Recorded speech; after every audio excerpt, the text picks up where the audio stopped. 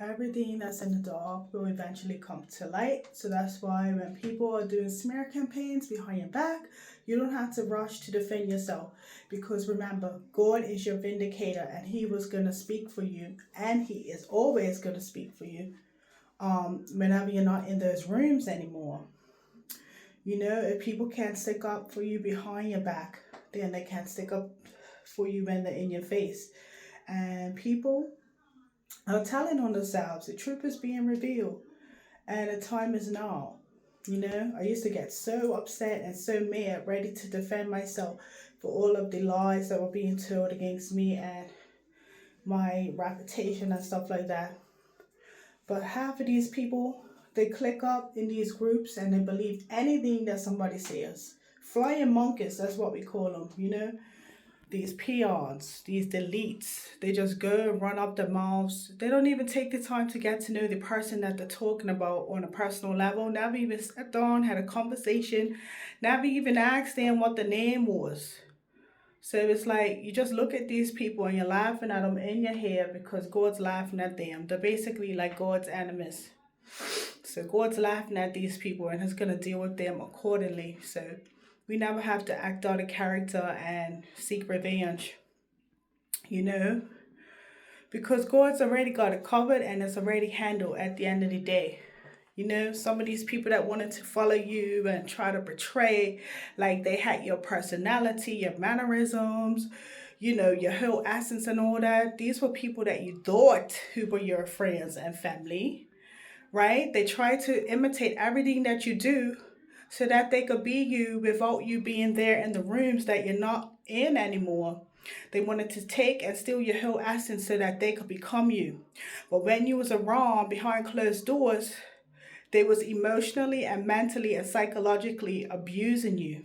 But nobody else could see. They tried to portray like there's some big happy family on the outside. Oh, that's my sister, I'm my sister's keeper. Oh, that's my cousin, that's my cousin's keeper. Oh, that's my daughter, I'm my daughter's keeper.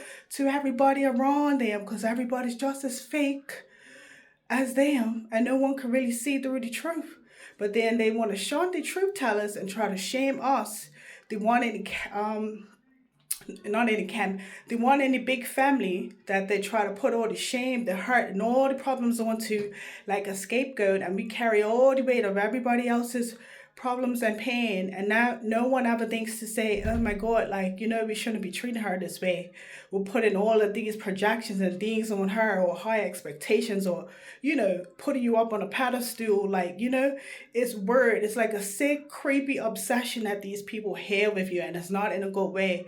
And when you see it, you can't unsee it. You literally have to pull out these scissors and cut them off for life.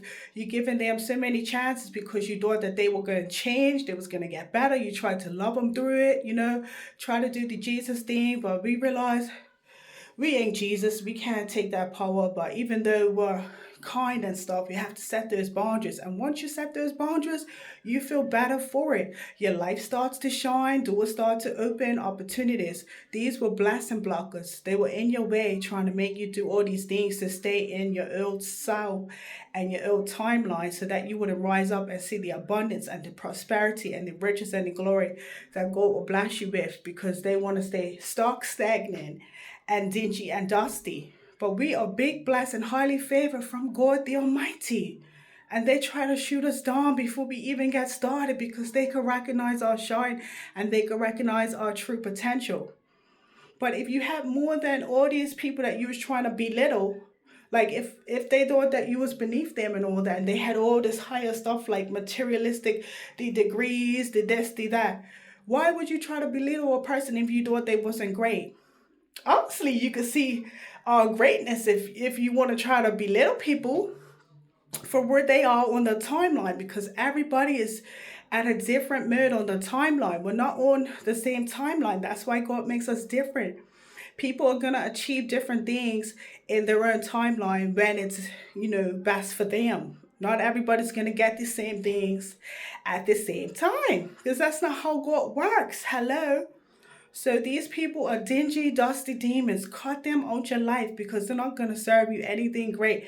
And even on your best day, they're still not going to bring anything great to your life to help you elevate. They're going to be behind the scenes cursing with the witchcraft, speaking negative about your life because they don't want to see you rise up.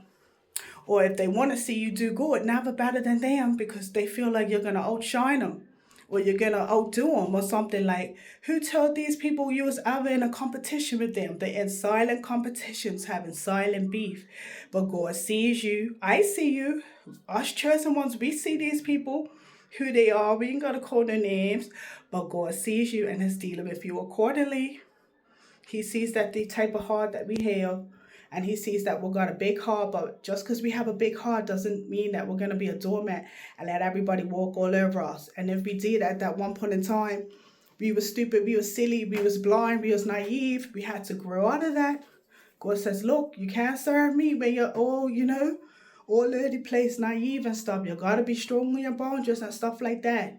You got to know when to cut people off with the swiftness and keep on going with your life, because your path is different from these people, your peers, the people you grew up with, the people you was raised in families with. They always knew you was different. They always knew you was a different breed. They tried to mask it.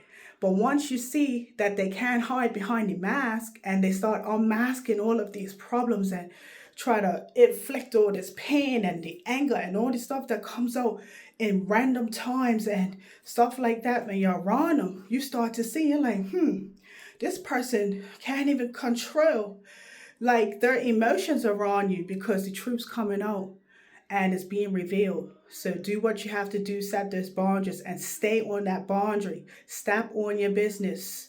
You know what I'm saying? Get boss up, boss up. Always include God in every single thing that you're doing. God sees these people and he knows what they've been doing behind the scenes. And he's not going to let the wicked go unpunished. Remember that. Remember that. So keep doing you. Keep being you. If these people want to steal how the way you act and all that and try to portray it like it's their own energy and stuff, we see you. We definitely see you. God sees you too. God's not blind. He's not silent. He's not dead. He could hear. He's not deaf. He heard all the conversations that these people were saying behind your back. That's why we pray for them, because they're going to really need the love and mercy from God when he's through with them. And it's okay, because at the end of the day, we're not around to see all the wrath. And I don't want to be connected to these people for when they have to pay for their sins and stuff like that. Because when you was going through it and all that stuff, they were nowhere to be found. So I don't want to be nowhere to be found when it's happening for them. Because I'm not gloating and I'm not excited about it. I feel sorry for them. But they didn't feel sorry for you or us. When we was going through it, baby, they was laughing, teasing, mocking, laughing. But guess what?